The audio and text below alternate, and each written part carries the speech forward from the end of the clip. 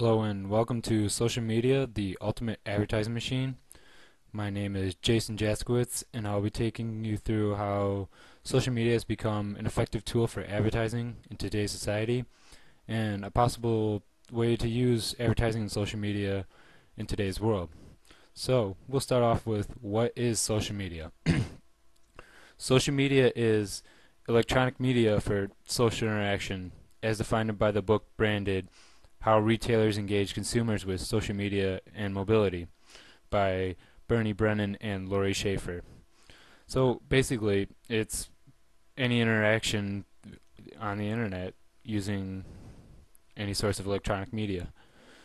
And here's just a general example of a wide variety of all the different social medias that are out there. And basically, you have social networking for Facebook and MySpace, where people can find each other on sort of a yellow pages format. Then you have other things like Livecast, which allow people to communicate live on the internet. And you have social games, which are basically games you interact with your friends. It almost kind of self-explanatory. And as you can see, there's other websites such as publishing social medias like Wikipedia and stuff like that. So as you can see, there's a wide variety of social media aspects that people can use out there. Now, back in the day, or not too far back in the day, but the the basic advertisements consisted of billboards, commercial ads, and print ads. Billboards were basically limited to people in cars or larger cities, and were usually one topic and very generic, and sort of reached a target audience, but it was hit or miss. And then you have commercials, which really had no specific audience except for the time of day. So, as you see on TV now, you often get men's products followed by a woman's products, followed by car insurance commercials. So, it's basically everything thrown into one medium. And then the final one is print ads, which are often pretty general, much like billboards, and don't get as much exposure with the new technologies that are emerging today.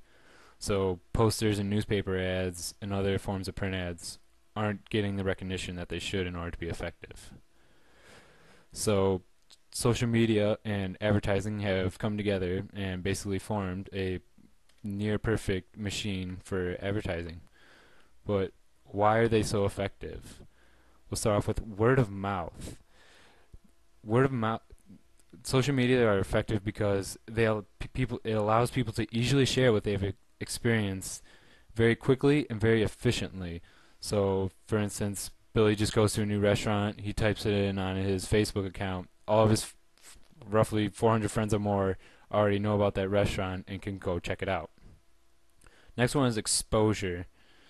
Um, e- Social media allows companies to get a product or service or idea anywhere and everywhere. They can put it on TV, they can put it on the internet, which is a huge medium. They can put it uh, basically anywhere. Social media allows exposure to be greatly increased and allows for their product, service, or idea to be seen way more than the older advertisement techniques that I mentioned earlier. Next is access. Access is a huge stepping stone for advertisement because with all the new emerging technologies such as smartphones, iPads, computers, and Wi-Fi connections, it's very easy to connect, and that allows companies always to be advertising. So if you're checking your Facebook, they're going to be there. If you're on your computer, it's going to be there. Even on iPads and other technological tools, people can access their information, and advertisers can access the individual. And finally, the possibilities are limitless. Um, Social media is still surprisingly is still expanding greatly, and there's just countless ways advertisers can use this new medium to reach potential consumers in order to get their product out there. Now, this is just a short video that basically explains the concepts I explained and how they can be effective. And how effective they really can be. This is Beloco. Beloco is an awesome restaurant located in the heart of Boston. They make a mean burrito. In fact, their burritos are so good, their customers ask to be informed of deals and specials and events happening there. That's why Beloco connects with their customers using Facebook, Twitter, and email newsletters powered by Constant Contact. This is Sally. Sally just moved to Boston for a new job. She recently found out about Beloco and absolutely loves their burritos, so she signed up for their newsletter. In a short time, Sally got an email about Beloco's hot and spicy buffalo burrito. So hot, in fact, that she decided to share it on Facebook. This is John, Sally's new coworker and one of her Facebook friends. John saw Sally's post about Beloco's buffalo burrito and followed it to their fan page. John loves food with a kick, so he liked Beloco's fan page and in return received a coupon. John then sent a Facebook invite to his brother Mitch to have dinner at Beloco using his coupon. They loved it. Mitch loved it so much that he tweeted about the experience on Twitter. And, wow, a burrito, social media, and Sally. Look what happened. Constant contact. Social made simple. So as the video shows, basically people can share their ideas and their ideas can be spread very quickly through the tools that we have, the technological tools that we have today. Now, this next section is about the big three, about Twitter, Facebook, and YouTube, and how basically they have become the go-to people, or the people who have maximized social media advertising to the best of its ability. Starting off with Twitter. Twitter is basically um, a microblogging site that gives users 250 characters for a statement. And companies are creating pages are creating Twitter accounts in order to get the word out there and just create more exposure. So what Twitter allows companies to do is basically do short short informational stories about sales or big things that are happening in their company. Next is Facebook. Facebook has the ability for companies to create pages and allows um, consumers to see other consumers liking that company. For instance, your friend likes Target and likes the Target page on Facebook. It'll show up on that person's news page, and all of his or her friends can see it. It's a great way to find out more about a company, as well as find out current news and information about it. Now, YouTube is next. YouTube has basically taken commercials from TV and basically put them on here, and has created a network basically for commercials. And there are some significant advantages to commercials on YouTube, the main one being that they're free. So many companies are going to YouTube to create funny commercials, and such many commercials such as the Old Spice guy were started on YouTube, and many companies like Blendtec are also using YouTube very efficiently to help promote their products. Next up are here some interesting facts that I found also in the book Branded that were just pretty eye-popping. Since the beginning of 2009, the number of advertisers on Facebook has quadrupled.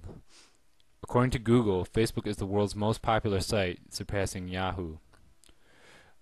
Awareness of Twitter has exploded recently, with percentage of Americans who are familiar with Twitter surging from 5% in 2008 to 87% in 2010. That's an 82% jump in awareness in 2 years. That's a pretty impressive statistic. Of active Twitter users, 51% follow companies, brands, or products on social networks and frequently exchange information about those products. Of the top 500 internet retailers in 2010, 269 had official YouTube channels as compared with 207 in 2009.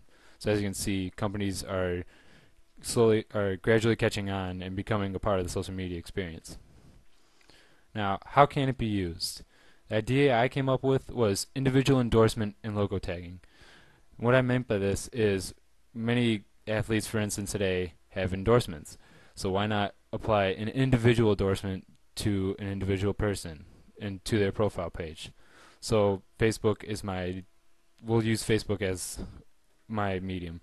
So we'll take the standard Facebook profile picture here, and then we'll say this person likes Nike, so he'll ask Nike or Nike will ask them to endorse them, and then basically they just have this small little Nike symbol in the corner of their Facebook or yeah, in the corner of their Facebook profile picture. So everywhere their picture goes, that little Nike symbol is there. So it's basically creating more exposure for the Nike company. And then another example would be the status. So every time it wouldn't be just associated with their picture, it'd also be with their status. So every time they wrote something or sent somebody a note, that little Nike symbol would be there to help just create more exposure for the company. And then maybe you could interchange it with a new clothing style, such as like a shoe or a shirt or a dress or something along those lines. Or if it was a food company, you could put like a picture of the new food or something like that. And then the incentive for people to do this would be maybe discounts or coupons. So again, back to the Nike person, the Nike company or the person would endorse a Nike company in exchange would probably could get 10% off for a week of having the Nike symbol on his or her profile page, or coupons for disc. If the person endorsed say Taco Bell, they could get buy one get one tacos for a week, which would be a pretty cool coupon discount. And then another smaller idea would be basically to create a profile picture catalog, which what I mean by that is um, say again going back to the Nike, say the person that likes Nike, Nike sends them a request saying, "Hey, we got some new gear and we'll give you 30% off if you take a picture of you wearing it and use it as your profile picture." So essentially, you're basically modeling the company's clothes, and by getting more and more people to do that, and everybody's friends seeing each other, it basically creates a profile picture catalog for people to see what's new with a company and in terms of clothing and stuff like that. And basically, it's just more exposure for new products and new ideas that are out there.